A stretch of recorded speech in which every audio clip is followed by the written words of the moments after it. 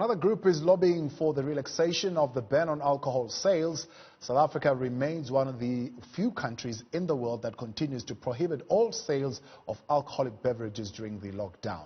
The South African Liquor Brand Owners Association says more developing economies are abandoning the prohibition. Joining me now to talk about this is Kurt Moore, who is the association's CEO. Kurt, good evening and thank you for joining us. It looks like this is a debate that has been lost by an entire treasury in South Africa. If you see the comments coming from Minister Mdluli, he says he's made the case of the amount that is being lost, the billions being lost in the economy, but he lost that debate. Cabinet is just not budging. Yes, thank you and good evening. I think that announcement by not only the Minister of Finance but as well as Sales Commissioner that 1.5 billion rand has been lost to the fiscus is very disappointing. And, in our view, while South Africa has many unique characteristics when it comes to alcohol, there is one universal truth about alcohol is that the demand for alcohol does not dry up simply because there is no alcohol available or that because there's a ban.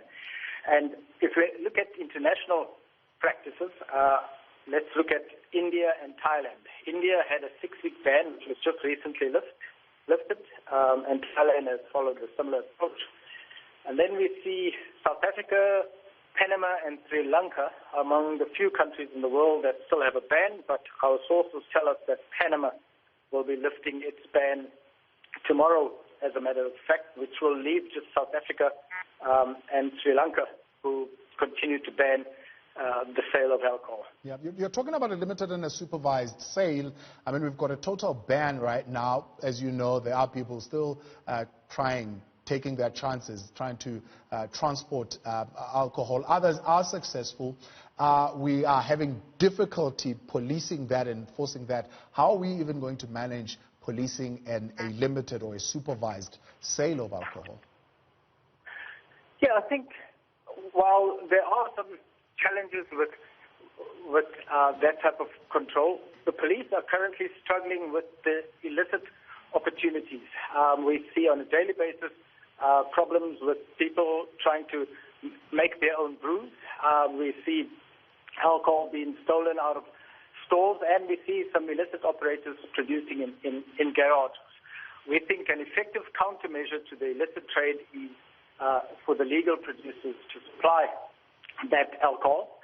And our call to government is to allow for sale in what we call the off-consumption premises. So that means people need to buy the alcohol, go home and consume it in their homes. We're not asking for consumption on the on-premise trade, which is your bars and restaurants. That's where we believe we need to discourage that type of behavior because we want to encourage social distancing, and we think consumption at home is a safer bet. How are you going to manage that with the regulations prohibiting the transportation of alcohol? I mean, once you open that, are we going to be not creating a problem for our police officers where we're going to see people now beginning to move around with alcohol in their vehicles? Well, the thinking behind our proposal to government is that, just like with food stores, people will go out, and ideally you don't want them going out too often, to go out, purchase, and to go home.